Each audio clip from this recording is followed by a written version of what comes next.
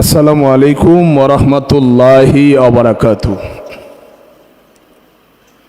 ইন্নাল হামদুলিল্লাহ ওয়াসসালাতু ওয়াসসালামু আলা নাবিয়্যিল্লাহ মান কানা নাবিয়্যান ওয়া আদামু বাইনাল মাই ওয়াত তিন। ইন্নাল্লাহা ওয়া মালাইকাতাহু ইউসাল্লুনা আলান নাবী ইয়া আইয়ুহাল্লাযীনা আমানু সাল্লু আলাইহি وسلموا تسليما اللهم صل على مولانا محمد وعلى آل سيدنا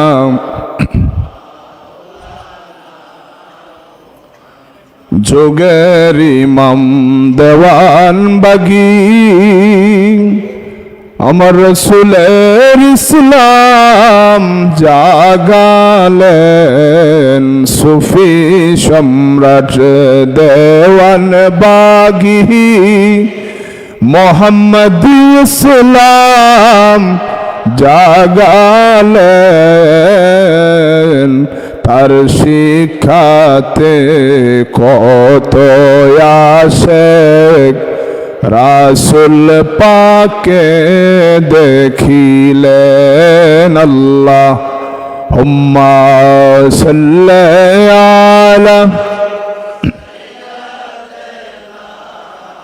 মাওলানা মুহাম্মদ ওয়া আলা আলি সাইয়্যিদিনা বালাগাল উলা বিকামালিহি কাশাফাদ দুজা বিজামালিহি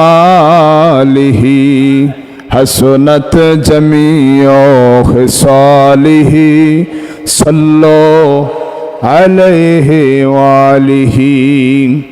আমাদের মহান মুর্শিদ দিন দুনিয়ার কোহিনূর মোহাম্মদ ইসলামের পুনর্জীবন দানকারী সুফি সম্রাট হযরত দয়াল বাবা রহমাতুল্লাহ আলাইহি এবং আওলাদে রসুল কুতুবুল আকতাব দুররে মাকনুন খাতুনে জান্নাত হযরত দয়াল মা রহমাতুল্লাহ আলাইহার পরশময় কদম মোবারকে আজকের এই মহিমান্বিত রজনীতে তিনাদের কদম পাকে আমাদের ভক্তিপূর্ণ সালাম ও কদম বসি রইল এবং আওলাদে রসুল বাবাজানের আওলাদ বর্গ আহাল বর্গ সম্মানিত সাহেবজাদা সাহেবজাদি মহোদয়দের কদম পাকে অসংখ্য সালাম এবং কদম বসি জানিয়ে আজকে মহান রাব্বুল আলামিনের দরবারে আমরা শুকরিয়া আদায় করছি যে আল্লাহ পাক এই পবিত্র লাইলাতুল বারাতে সেই রাত্রিতে মহান আল্লাহ সূরা দুখানের আমাদের সামনে একটু আগে হযরত উলামায়ে কিরামগণ অনেকক্ষণ আলোচনা করেছেন। সূরা দুখানের 4 নম্বর আয়াত ফিহা ইউফরাকু কুল্লু, যেই রাত্রে কোরআন নাজিল হয়েছে এটাকে লাইলাতুল কদরকে লাইলাতুল বারাত বানাইতে চায়। লাইলাতুল বারাত বলতে কোরআনে কোনো শব্দ নাই, কোনো আয়াত নাই, কেননা এই রাত্রে কোরআন নাজিল যেহেতু হয়েছে এটাকে লাইলাতুল কদর, লাইলাতুল মুবারাকা এক জিনিস, লাইলাতুল কদর ভিন্ন জিনিস। আজকে সারা বাংলাদেশে এই লাইলাতুল বারাতকে ধাবা চাপা দেওয়ার জন্য মসজিদগুলাতে বারাতের আলোচনা বন্ধ হয়ে যাচ্ছে, এশারের নামাজের পর মসজিদগুলা তালা হয়ে যাচ্ছে।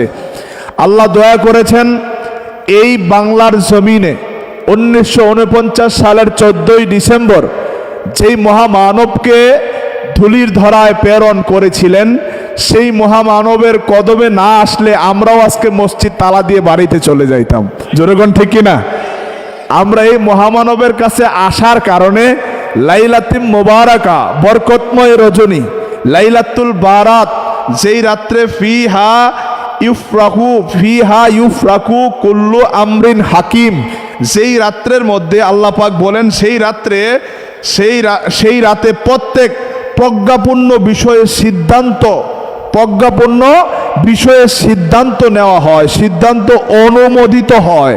পুরা 1 বছরের সিদ্ধান্তটা যেই রাত্রে হয়, লাইলাতুল বারাতের রাত্রে কোরআন নাজিলের সিদ্ধান্ত নেওয়া হয়েছিল। কোরআন নাজিলের সিদ্ধান্ত নেওয়া হয়েছিল, আর লাইলাতুল কদরে নাজিল হওয়া শুরু হয়েছে। জোরে বলি সুবহানাল্লাহ। তো লাইলাতুল কদর আগে আসে না বারাত আগে আসে? সবাই বলেন কোনটা আগে আসে? মানে বাজেট না হলে তো কার্যকর হয় না। তো লাইলাতুল বারাতে এটা বাজেট হয়েছিল, আর লাইলাতুল কদরের মধ্যে নাজিল হওয়া শুরু হয়েছিল। ইন্না আনজালনাহু ফি লাইলাতুল কদর ওমা আদরাকা মা লাইলাতুল কদর। লাইলাতুল কদরে খায়রুম মিন আলফি শাহর। ওই লাইলাতুল কদরে কোরআন নাজিল হয়েছে যেই রাত্রটা 1000 মাসের চেয়েও উত্তম রাত্র, ওই রাত্র থেকে নাজিল হওয়া শুরু হয়েছে। ইন্না আনজালনা হু ফি লাইলাতুল কদর। আসলে এই আয়াতের ব্যাখ্যাও অনেকে বলে এই রাত্রে কোরআন নাজিল হয়েছে, এই রাত্রে কোরআন নাজিল হয়েছে। দেখেন এখানে কোরআন শব্দই নাই।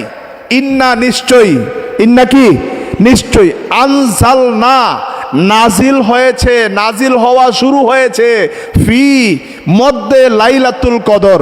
এখানে কোরআন কোন শব্দ আছে?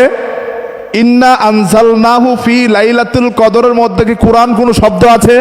এই নাজিলটাকে কোরআন বলা হয়েছে। নাজিল হওয়া শুরু হয়েছে কখন? ফি লাইলাতুল কদর।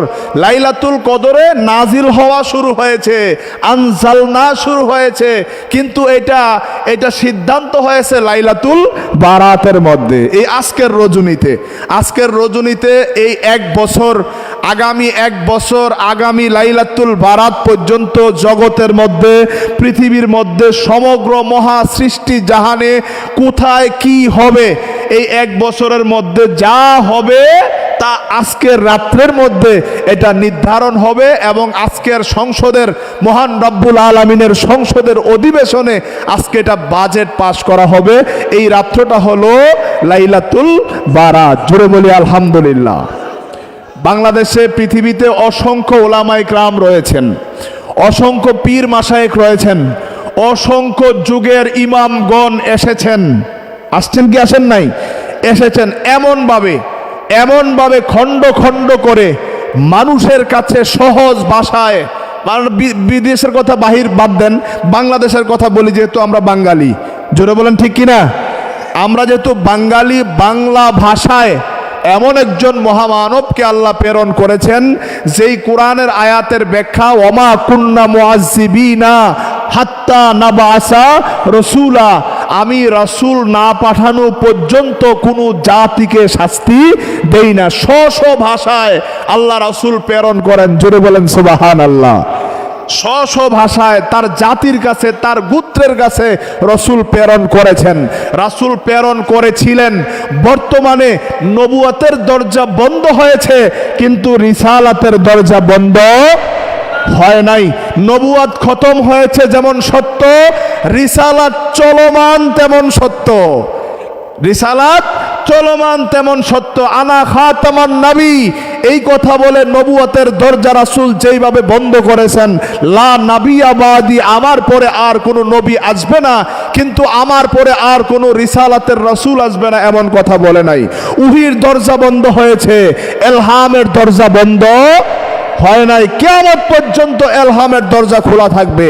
যারা রিসালাতের নায়েবে রাসূল, যারা কিয়ামত পর্যন্ত রিসালাতের প্রাপ্ত হবেন, রিসালাত প্রাপ্ত হয়ে, বেলায়েত প্রাপ্ত হয়ে কিয়ামত পর্যন্ত রিসালাতের দায়িত্ব পালন করবেন, প্রত্যেকটা ব্যক্তি রিসালাতের নায়েবে রাসূল হয়ে মানুষের কাছে, মানব জাতির কাছে স্ব ভাষায় আল্লাহর ধর্ম তাদের কাছে উপস্থাপন করবেন। ঠিক আমাদের বাংলাদেশের মধ্যে সেই রিসালাতের নায়েবে রাসূল, সেই রিসালাতের রাসূল ডাইরেক্ট বললে অনেকে ভুল বুঝবে, এই কারণে বলতেছি, রিসালাতের নায়েবে রাসূল হয়ে আমাদের মাঝে যিনি এসেছিলেন, তিনি আমাদের প্রাণ প্রিয় মহান মুর্শিদ, যুগের ইমাম, সুফি সম্রাট শাহ দেওয়ানবাগী। জোরে বলি মারহাবা। এই মহামানব লাইলাতুল বারাত সম্পর্কে যেইভাবে বিস্তারিত বাংলা ভাষায় বাঙালিদেরকে বুঝিয়েছেন, পৃথিবীর কোনো দেশে কোনো মহামানব, কোনো কি যে বলে তরিকার ইমাম, কোন মাযহাবের ইমাম এমনভাবে বুঝিয়েছেন কিনা আমার জানা নাই। আপনারা কি শুনেছেন? আজকেও দেখেন মসজিদে মসজিদে মানুষ মনে করে শুধু লাইলাতুল বারাতে কি করতে হবে, নফল নামাজ পড়তে হবে, দোয়া করতে হবে। জোরে কোন ঠিক না? দোয়া করতে হবে। এই রাত্রে অসংখ্য রহমত নাজিল হয়, এই রাত্রে দোয়া কবুল হয়, এগুলা শুধু জানে। কিন্তু বাবাজান আমাদেরকে জানায় দিয়েছেন এই রাত্রে কিন্তু ফায়সালা হয়। যা করেন চিন্তা ভাবনা করে করবেন। এগুলা বলার কারণে আমরা সতর্ক হয়েছি। জোরে কোন ঠিক কিনা? আমরা লাইসেন্স করেছি, আমার ড্রাইভিং লাইসেন্স আছে অনেক বছর আগে, কিন্তু 5 বছর পর পর কি করতে হবে? রেনু করতে হবে। হবে কি হবে না? প্রত্যেকটা মানুষের রিজিক আল্লাহ নির্ধারিত করেছেন, প্রত্যেকটা মানুষের বাজেট সে পৃথিবীতে আসার আগেই আল্লাহ নির্ধারণ করেছেন। কিন্তু প্রত্যেক বছরের কর্মের কারণে আমাদের কর্মের আমাদের তকদির এটাকে পরিবর্তন করে। আমাদের কর্মের কারণে এটা ভালো মন্দ লিপিবদ্ধ হয়। এগুলা কি আমরা এখানে না আসার আগে কি জানতাম? ওই রাত্রে যে 1 বছরের বাজেট লিপিবদ্ধ হয় আমরা জানতাম না। খোদাই প্রশাসন সম্পর্কে, খোদাই সংসদ সম্পর্কে আমরা অবগত ছিলাম না। আমরা সম্পূর্ণ অজ্ঞ ছিলাম। আল্লাহর যে মহান সংসদ রয়েছেন, আল্লাহ যে বলেছেন নাহনু আকরাবু ইলাইহি মিন হাবলিল ওয়ারিদ, আমরা তোমার ঘাড়ের সাহারগের চাইতে আরো নিকটে। আমরা বলতে যে আল্লাহর প্রশাসন আছে আমরা জানতাম না। আমরা কেন অনেক আলেম ওলামারা এই নাহনু শব্দটা, বহুবচন শব্দটা নিয়ে অনেক চিন্তা করেন, অনেক গবেষণা করেন, কিন্তু যুগের ইমামের এই কথা যদি তারা জানতো তাদের গবেষণাটা আরো কি হয়ে যেত? সহজ হয়ে যেত। আরে আমরা বললো কেন? আল্লাহ তো এক, আল্লাহ অদ্বিতীয়, কুল হুয়াল্লাহু আহাদ, তিনি একজন। কুল হুয়াল্লাহু আহাদ, কিন্তু আহাদ অর্থ কিন্তু এক না, ওয়াহেদ অর্থ এক। ওয়াহেদ অর্থ কি? এক। ওয়াহেদ অর্থ এক, আহাদ অর্থ কিন্তু এক নয়। আহাদ অর্থ একক। আহাদ অর্থ কি? একক। কুল হুয়াল্লাহু আহাদ, কুল আপনি বলুন, হুয়াল্লাহু আহাদ, আল্লাহ যে একক। এই একক আর এক, এই একক আর একের মধ্যে যে কি তফাৎ, কি ডিফারেন্স, এই গ্রামার যারা ভালো জানে, আরবি গ্রামার যারা ভালো জানে, তারাও এটা বিষয়টা উপলব্ধি করতে পারে না। আল্লাহ এক কিভাবে, একক কিভাবে, তিনি আহাদ রূপে, তিনি ওয়াহেদ রূপে কিভাবে ছিল, তিনি আহাদ রূপে কিভাবে আছেন। তিনি এখন আহাদ রূপে আছেন, তিনি ওয়াহেদ রূপে নাই। এই কারণে বলছে আমরা নাহনু আকরাবু ইলাইহি মিন হাবলিল ওয়ারিদ, আমরা তোমার ঘাড়ের সাহারগের চাইতে আরো নিকটে। আল্লাহর প্রশাসন পুরা সম্পূর্ণ সম্পর্কে বাবাজান কেবলা যেইভাবে বিস্তারিত বলেছেন এবং লিখে গিয়েছেন, এই কথাগুলা নিয়ে অনেক জায়গায় দেখছি মানুষ পিরালি করে। অনেক পিরালি করে বাবাজানের কথা, অনেকে জানেই না। মানে মানুষ মুরিদ করাচ্ছে, মানুষকে হেদায়েতের রাস্তা দেখাচ্ছে, বায়াত করতেছে। এরকম বহু পীরের সাথে আমার দেখা হয়, সাক্ষাৎ হয়। জিজ্ঞাসা করি খোদাই সংসদ সম্পর্কে, খোদাই প্রশাসন সম্পর্কে, খোদাই সংসদ নিয়ে যদি কোনো কথা বলে চুপ থাকে, কই এগুলো আমাদের জানা নাই। তাইলে যারা হাদি, বাবাজান বলেছেন খোদাই সংসদের মধ্যে প্রধানত 3টা শ্রেণী আছে। কয়টা? প্রধানত হাদি, দেশরক্ষক, মজ্জুব। কয়টা? 3টা। তাইলে আমি যদি পীর হই, আমি যদি বায়াত করানোর অধিকার রাখি, আমি যদি বায়াতের ক্ষমতা আমাকে দেওয়া হয়, তাইলে অবশ্যই আমি বেলায়াত প্রাপ্ত হব, অবশ্যই ওই সংসদের একজন সদস্য হিসাবে আমি গণ্য হব। জোরে কোন ঠিক কিনা? এবং ওই হাদিদের অন্তর্ভুক্ত লিস্টের মধ্যে আমার নাম থাকবে, এবং আমি আজকের এই রাত্রে ওই সংসদের অধিবেশনে আমি একজন সদস্য হিসাবে, ওই সংসদের একজন সদস্য হিসাবে আমি অংশগ্রহণ করব। তো আমি জানি না এই সংসদ সম্পর্কে, তাহলে আমি কি পীর হতে পারি? আমি কি হাদিস শ্রেণীর অলি হতে পারি? পীর মানি হেদায়েতের বাণী যারা দায়িত্ব পালন করে। পীর মানি হলো যারা নিয়ে মানুষকে বায়াত করানোর অধিকার রাখে। পীর মানি, বাবাজান বলেছেন, পীর ওই ব্যক্তিকে বলা হয় যিনি নিজে আল্লাহ রাসূলকে পেয়েছেন এবং অপর একজন ব্যক্তিকে আল্লাহ এবং রাসূলের সাথে যোগাযোগ করাইয়া দিতে পারেন, সক্ষম হন, তিনাকে পীর বলা হয়।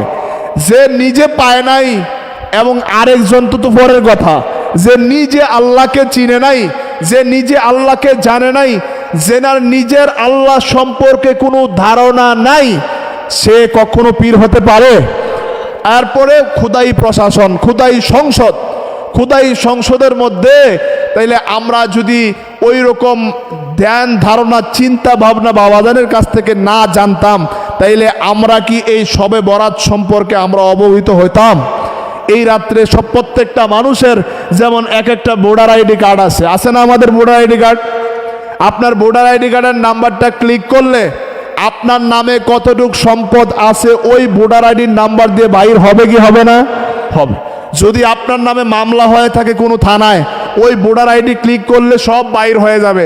যেমন প্রত্যেকটা মানুষের একটা অ্যাকাউন্ট নাম্বার, যেটাকে আইডি কার্ড বলা হয়, voter ID card, Bangladesh national ID card যেটাকে বলা হয়, ঠিক এইরকম ওই আইডিতে ক্লিক করলে সব কিছু বাইর হয়ে যায়। যে এইরকম প্রত্যেকটা মানুষের এক একটা ফাইল আছে, আমরা বাবাজানের কাছ থেকেই মাত্র শুনেছি, আর কেউ বলে না এই কথা। জোরে বলেন ঠিক কিনা? এই কথা বাবাজান শুধু বলেছেন প্রত্যেকটা মানুষের ফাইল নিয়ে এই লাইলাতুল বারাতের রাত্রে ওই এলাকার দায়িত্বে যিনি আছেন, আল্লাহর মনোনীত ব্যক্তি, উনি ওই ফাইল, সব ফাইলগুলা নিয়ে যার যার এলাকার ফাইল নিয়ে সে হাজির হন। তো এই রাত্রি সম্পর্কে আমরা যদি ধারণা না থাকে, তাইলে আমরা লাইলাতুল বারাতের বিরোধিতা করব। জোরে বলেন ঠিক কিনা? আমরা এটার বিরোধিতা করব। লাইলাতুল বারাতে হালুয়া রুটি খাওয়া যাবে না, বেদাত, হারাম, শিরিক। এই রাত্রে এই দিনে রোজা রাখা যাবে না, এই রাত্রে নফল ইবাদত করা যাবে না। সম্পূর্ণ এগুলার বিরোধিতা আজকে যেখানে হচ্ছে, আমার ভাইয়েরা, আমি আপনাদেরকে বলতে চাই, আজকে অনলাইন প্ল্যাটফর্মের মাধ্যমে যে যেখান থেকে আমার আলোচনা শুনতে পাচ্ছেন, আমরা সবাইকে যদি বাবাজানের শিক্ষাটা তুলে ধরি, লাইলাতুল বারাতে বাবাজান কি বলেছেন, এই রাত্রিতে কি হয়, এই সম্পর্কে সাধারণ মানুষের কাছেও যদি চাষটলে বসে যদি চা খাইতে খাইতে একটু আলোচনা করি, দেওয়ানবাগি সম্পর্কে অন্তত মানুষের একটা সুচিন্তা আসবে। জোরে বলেন ঠিক কিনা? সাধারণ মানুষের চাইতে আরো সুচিন্তা আসবে যারা পীর মাশায়েখ আছে, যারা আলেম ওলামা আছে, যারা এলাকা ভিত্তিক, দেশ ভিত্তিক অসংখ্য ভক্ত মুরিদান যাদের আছে, তাদের সামনে যখন আপনি একজন অশিক্ষিত মানুষ, মানে ইসলাম সম্পর্কে, কোরআন সম্পর্কে আপনার কোনো ধারণা নাই, আপনি যখন দাঁড়াইয়া এই কথাটা উপস্থাপন করবেন, তাইলে তারা আপনার প্রতি একটা অন্যরকম অনুভূতি ফিল করবে। এবং দেওয়ানবাগী কেমন একজন মহামানব, তিনি যে এই খোদাই প্রশাসন সম্পর্কে তাফসিরে সুফি সম্রাট দেওয়ানবাগীর মধ্যে সুন্দর করে উল্লেখ করে ধরেছেন, আপনি যদি না বুঝাইতে পারবেন, তাইলে ওই তাফসিরটা তাদের সামনে নিয়ে উপস্থাপন করবেন। দেখেন ভাই, আমি তো আরবি জানি না, আমি এত বুঝি না, দেখেন বাবাজান এই খোদাই সংসদ সম্পর্কে, লাইলাতুল বারাত সম্পর্কে কি বলেছেন, এখান থেকে একটু জেনে নেন। তখন আপনাদের, আমাদের মহান মুর্শিদের প্রতি তাদেরও একটা সুন্দর অনুভূতি আসবে, সুন্দর ফায়সালা আসবে, সুচিন্তা আসবে। আমরা লাইলাতুল বারাতকে প্রাধান্য দেব। প্রতি বছরে বাবাজান থাকতে, জাহিরিভাবে থাকতে যেইভাবে আমরা লাইলাতুল বারাতে আমরা আসতাম, ঠিক এইভাবে প্রত্যেক বছরে আমরা এই বাবে মদিনাতে, গত বছরও এর আগের বছরও বাবে মদিনায় আমরা সেই লাইলাতুল বারাত বাবাজানের সাথে, বাবাজানের দয়াল মার সাথে রওজা মুবারকের সামনে এসে হাজির হয়ে আমরা লাইলাতুল বারাত, লাইলাতুল কদরের রজনী আমরা উদযাপন করব। এবং কি মুর্শিদের কদম মুবারকে আমাদের সব সময় আরজি থাকবে, ও দয়াল মালিক, আমাদেরকে বারাত নসিব করুন, আমাদেরকে কদর নসিব করুন। আমাদের দেহ ভিতরে, এই মানব ভাণ্ডের ভিতরে বারাত নামে একটা বস্তু আছে, এই মানব ভাণ্ডের ভিতরে কদর নামে একটা বস্তু আছে। ওই কদর নাজিল যখন শুরু হয়ে যায়, বীর্ঘ নাভি যেইভাবে হয়, এইভাবে প্রত্যেকটা মানব দেহের ভিতর থেকে কদর প্রতিষ্ঠিত হয়, প্রত্যেকটা মানব দেহের ভিতর থেকে বারাত প্রতিষ্ঠিত হয়। এখান থেকে সব কিছু রেডি হয়ে গেলে, তৈরি হয়ে গেলে, ওই খোদাই সংসদ, খোদাই প্রশাসন সম্পর্কে আমাদের সুচিন্তা ধারণা এসে যাবে। তো আমি আপনাদেরকে এই সংক্ষিপ্ত সময়ে আলোচনা করে এত কথা বোঝানো সম্ভব নয়। মালিকের কদম মোবারকে আমাদের আজিজি থাকবে, আমাদের এনকেসারি থাকবে, আমাদের মিন্নতি থাকবে, আমাদের কাকুতি থাকবে। আমাদের ভিতরে যেন দয়াল মালিক দয়া করে বারাত প্রতিষ্ঠিত করে দেন, সবাই বলি আমিন। আমাদের ভিতরে যেন কদর প্রতিষ্ঠিত করে দেন, সবাই বলি আমিন।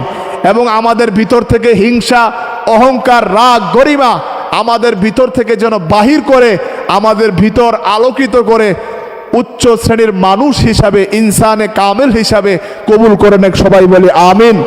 এই সংক্ষিপ্ত আলোচনার ভুল বেয়াদবি দয়াল বাবাজান এবং দয়াল মা রহমাতুল্লাহ আলাইহা তিনাদের কদম পাকে ক্ষমাছে বাবাজানের আওলাদ বর্গ সম্মানিত সাহেবজাদা সাহেবজাদিগণদের কাছ থেকে ক্ষমা চেয়ে সম্মানিত আশেকে রাসূল ভাইয়েরা আমার কথায় ভুল হলে ক্ষমা ও সুন্দর দৃষ্টিতে দেখবেন।